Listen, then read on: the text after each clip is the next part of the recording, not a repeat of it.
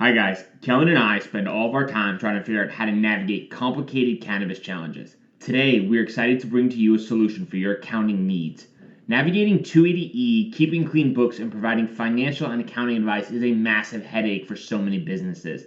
End to End is a team of CPAs with backgrounds from the big public firms that specialize in the cannabis industry.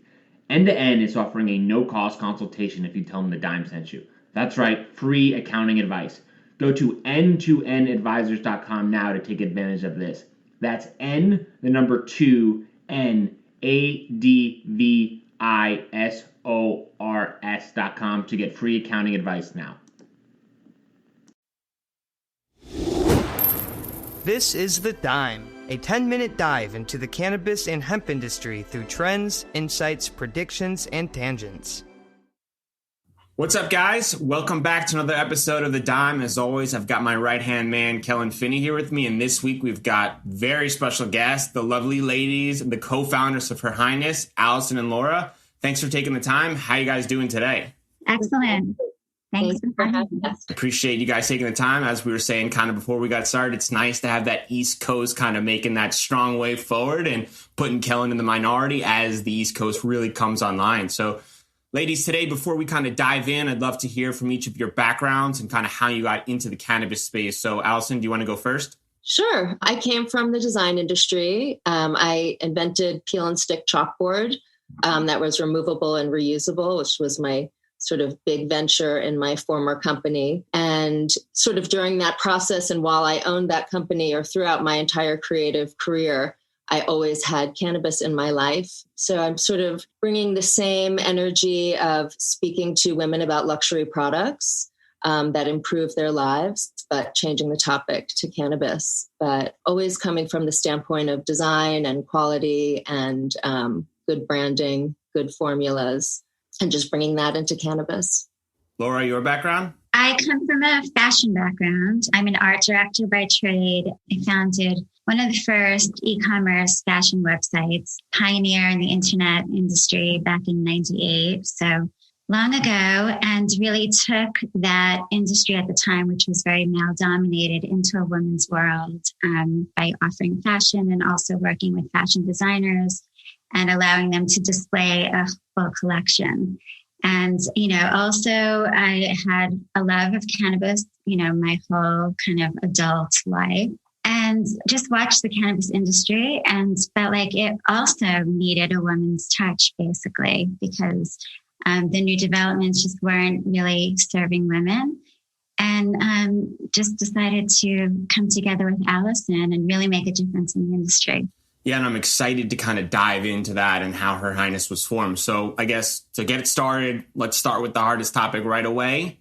Your go-to meal after consuming cannabis. Great question, because we are, after doing years of research and also knowing how and why and the different ways women consume cannabis, we took great care to dial down the munchies in all of our products. Our vape formulas have elevated humulene to kill off the munchies at the end. All of our strain choices have either higher THCV, higher humulene.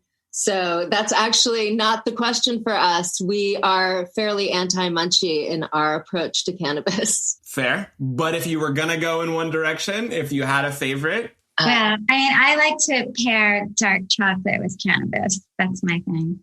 And it would be frozen yogurt for me. Those are both very nice choices. So let's kind of switch gears back to Her Highness.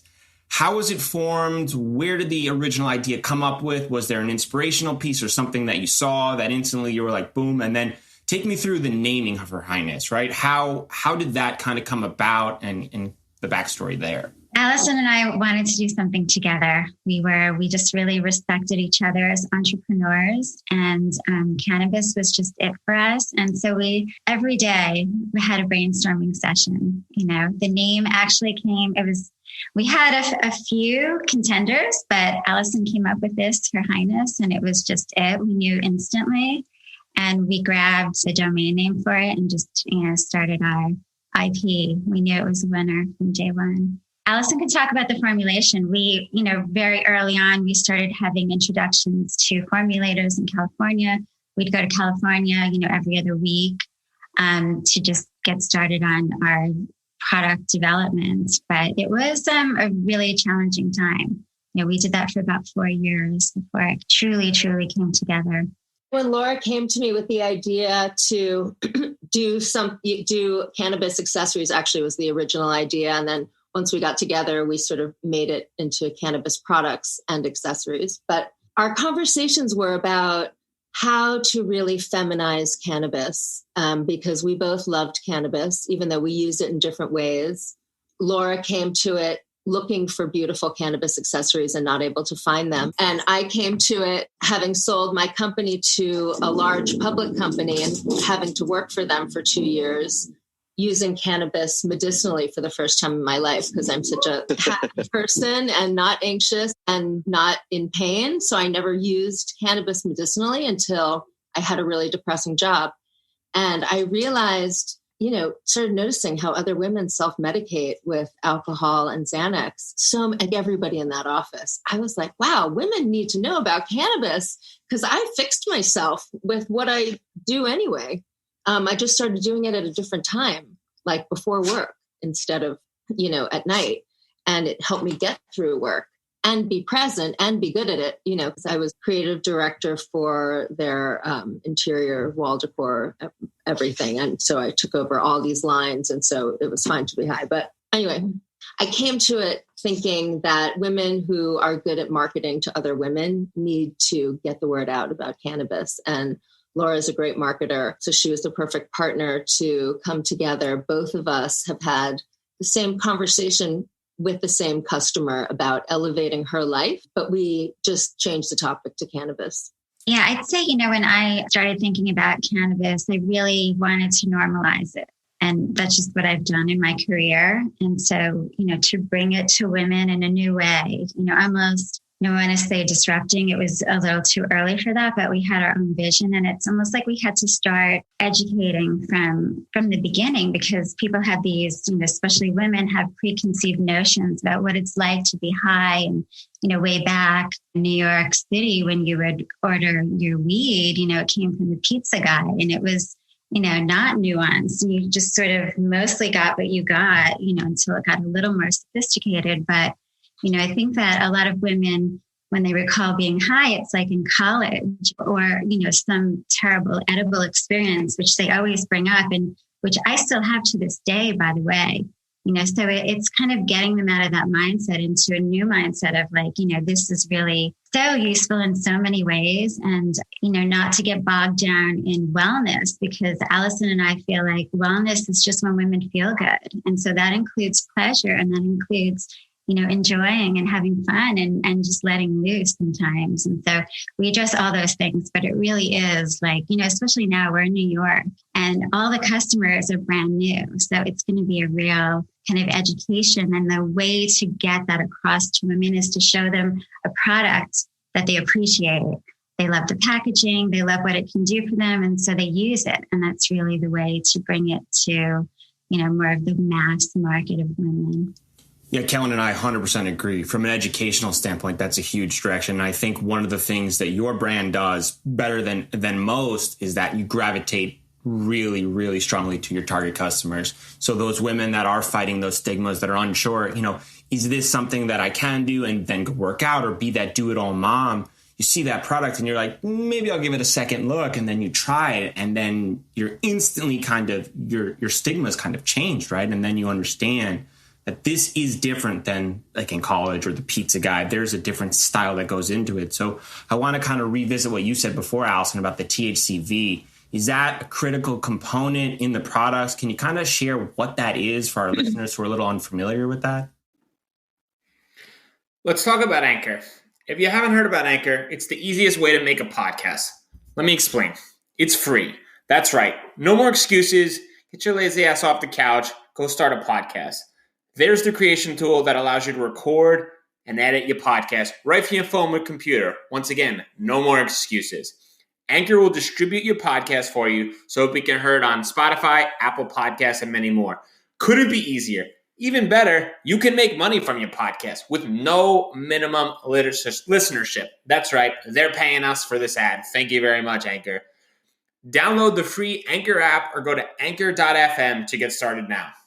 Well, THCV, like you find it in Durban poison, there are certain strains that have higher concentrations of it. And actually, it's a little different than Delta 9 in that in higher concentrations, it's sort of trippier. So it doesn't really work to isolate it and elevate it because it's a different experience. But in small concentrations, in certain strains, it does sort of change I would say like it's sort of the soul of the high, like it changes it, but it kills off the munchies. And there's plenty of research on it. And now new research that might even be a treatment for diabetes. And, people who use cannabis regularly have a lower BMI than the rest of the population. And that's curious because cannabis causes the munchies. But what it does is it makes our bodies more efficient.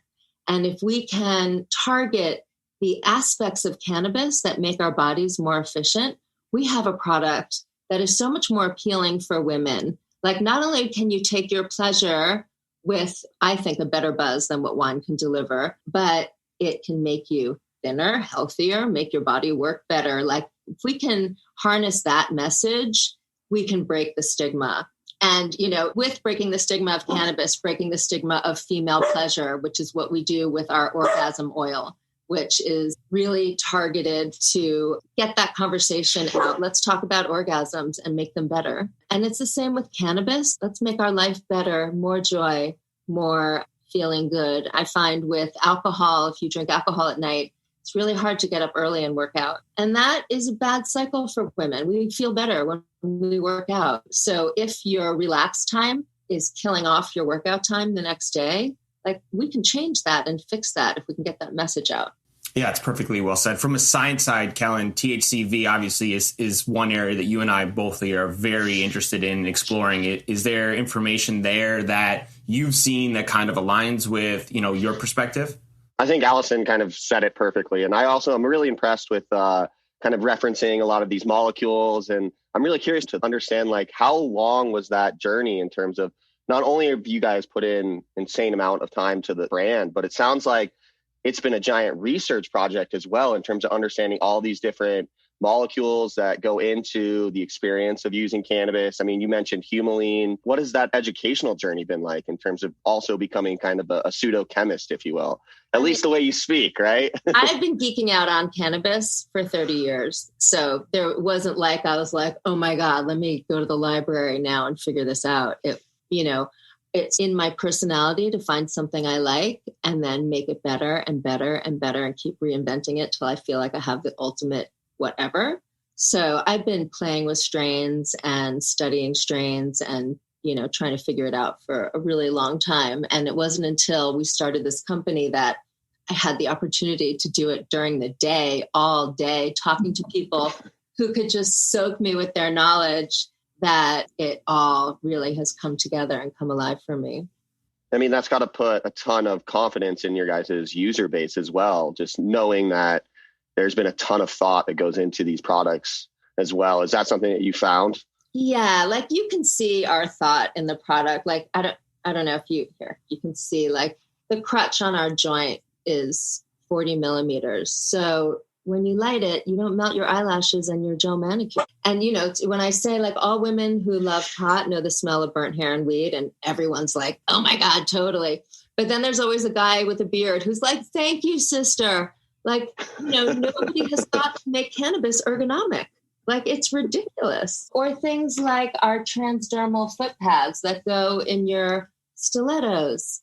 Like, transdermals have existed in cannabis for a long time, but nobody thought that women's shoes need transdermals, but they do, because in tight jeans and heels, you feel better.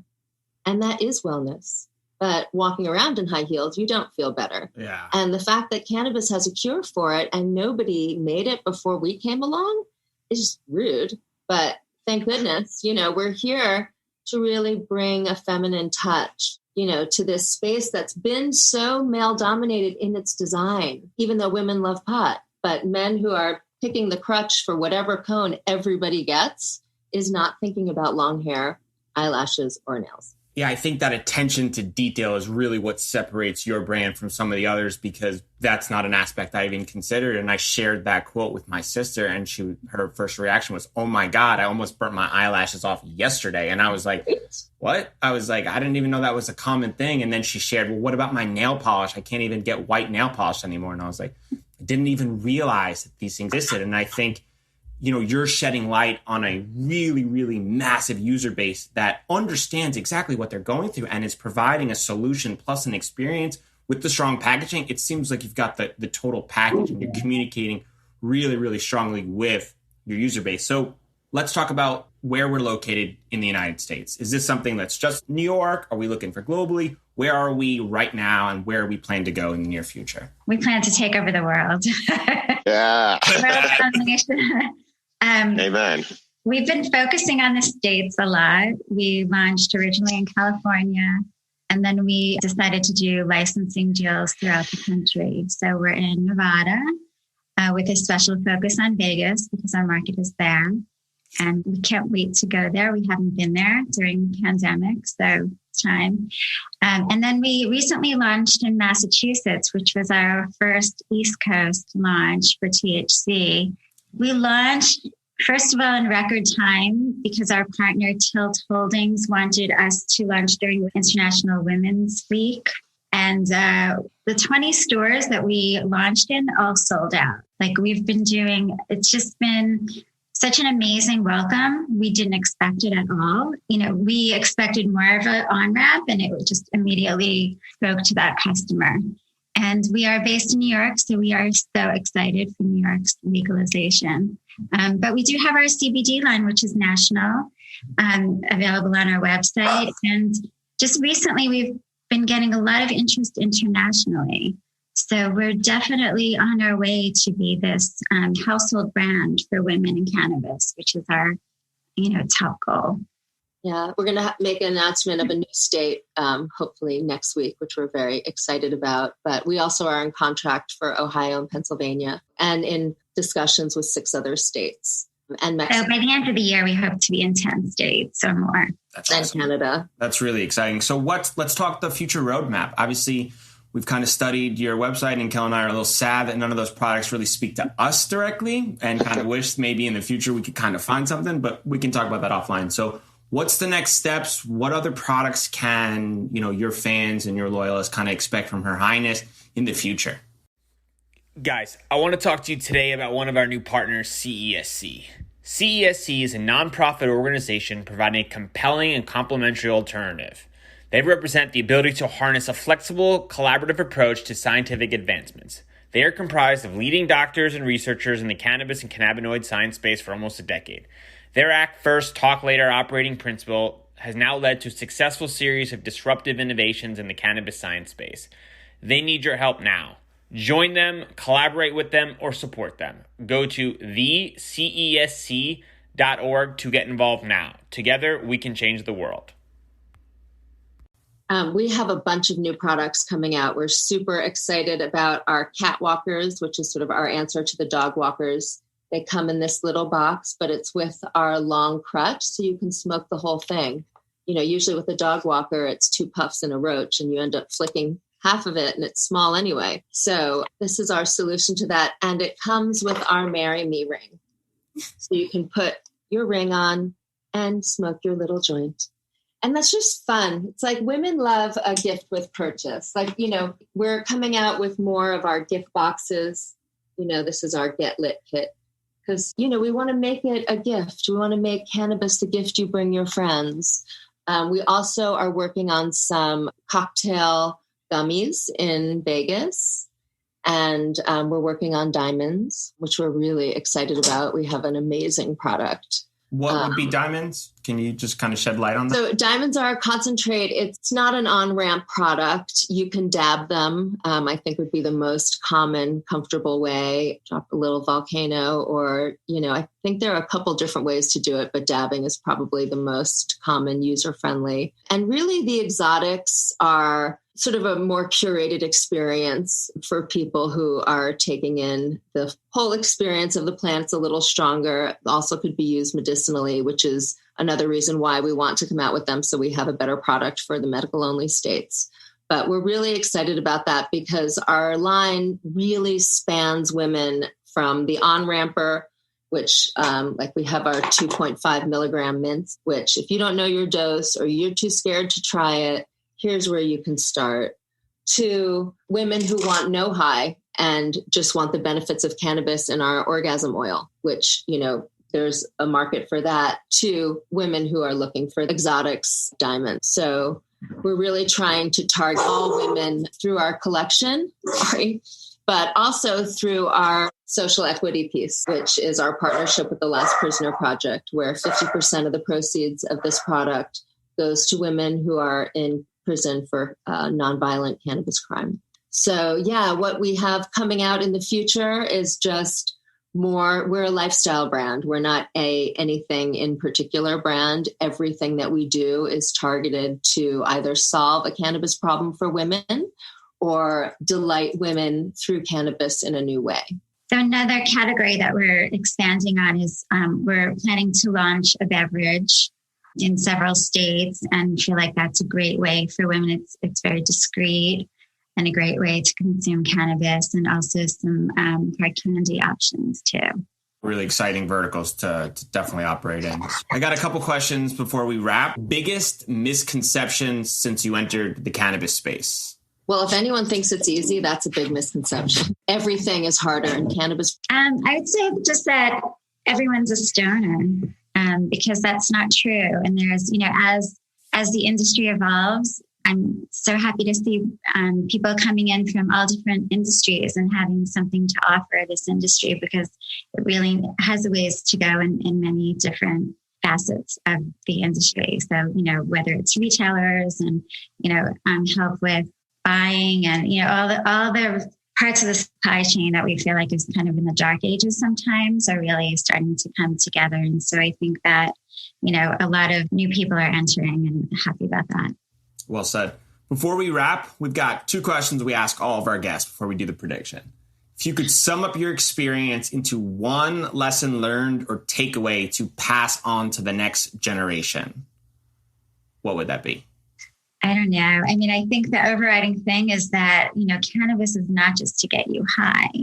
I mean, I think that's so important to understand, you know, and it's medicinal, and there's just so many ways that it can be helpful. And that's huge. I would say in cannabis, maybe even more than in other industries, because of what it is, you have to be authentic in your messaging all the time, even when you get pushback. Like when we launched in California and we don't have craft boxes and we have gold packaging and we're so New York, and they were like, what? We couldn't change it to fit in. Like we had to be authentic. Otherwise our message would get muddy, and it really worked. And I don't think we would have made it if we went in that way. And keeping our message authentic, and even when interviewers say, like, don't you think you're missing half the market by only focusing on women? Like, well, yeah, we're missing the male market, but not men who love women. So how many are those? And so staying authentic and true to the message, no matter what, because the tides in this industry are forceful, but staying clear and true to ourselves has really helped us sort of keep threading the needle and keep pushing through.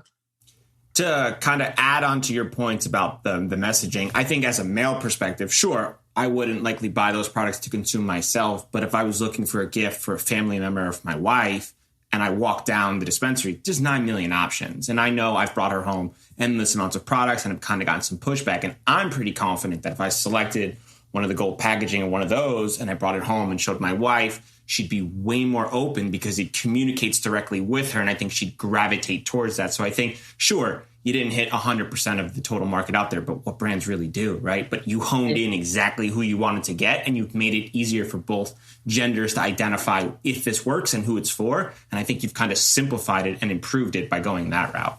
Thank you. I mean, that sort of differentiates us, because a lot of people in the market make whatever they make and then they look for a customer. But we identified our customer and then made everything for her from the inside out, from start to finish. And that authenticity sort of resonates with the customer. Absolutely. Yeah, women need to feel like they're important. And I think, they were just being forgotten in this whole initiative. So, when they see our products, they just gravitate toward it. And you're right. It's you bring that home for a woman or she sees it. She relates to it immediately, and she's much more willing to try it because it was made for her. She understands those tiny details, that emphasis that you put in, like you showed with the joint and the difference there. So one last question, then prediction time. The last time you consumed any cannabinoids? 2 minutes before the start. About an hour ago. I love it. Prediction time. In your opinion, 5 years from now, which area will be the biggest lifestyle cannabis consumption? Sex, wellness, workout, relax, sleep, etc. Any choices work.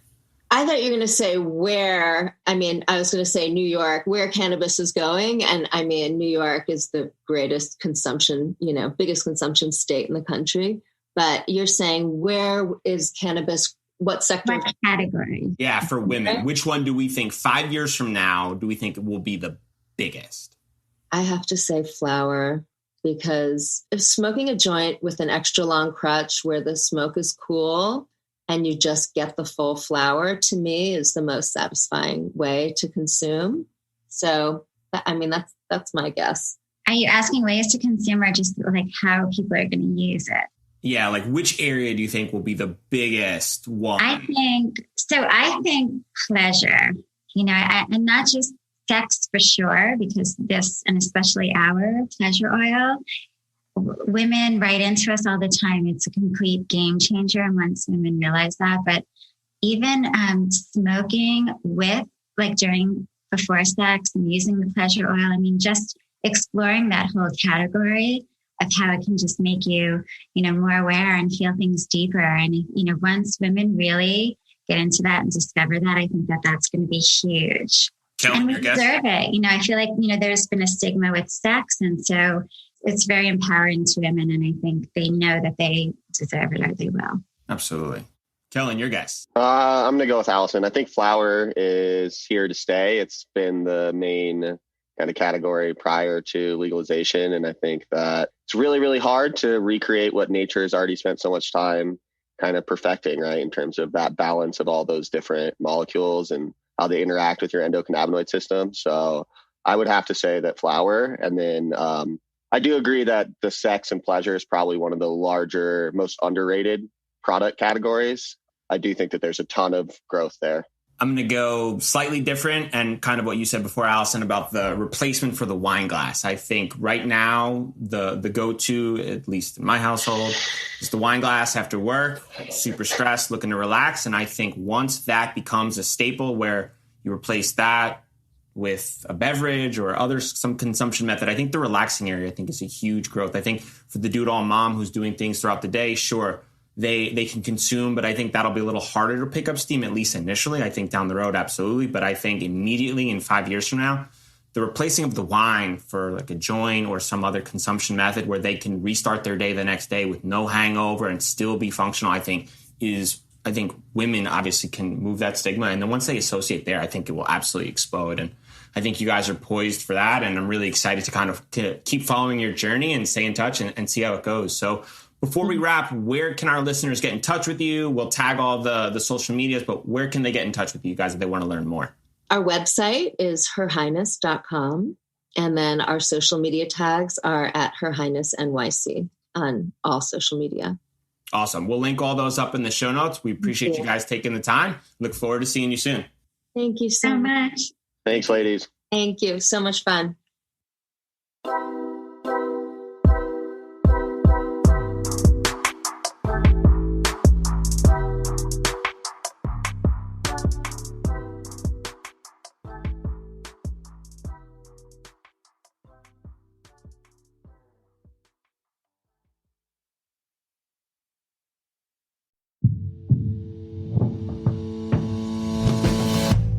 Tell me,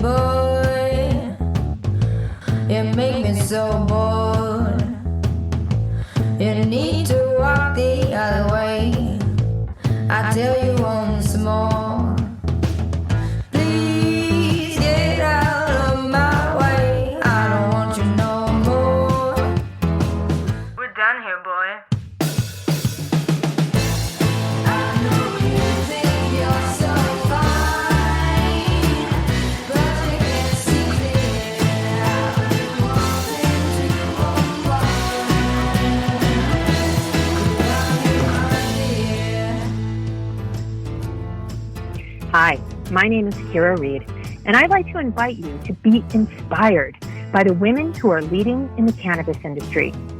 Each week, we will discuss empowerment, leadership, and what it means to be a woman in charge in marijuana, hemp, and CBD. As the founder of the Women Empowered in Cannabis community, I have had the great pleasure to get to know many brilliant and talented women who are CEOs, executives, politicians, advocates, and community leaders that are focused on creating a cannabis economy that is just, fair, and equal. We'll learn how these women make decisions, how they navigate a predominantly male industry, and what they're doing to level the playing field for women. I hope you'll join us.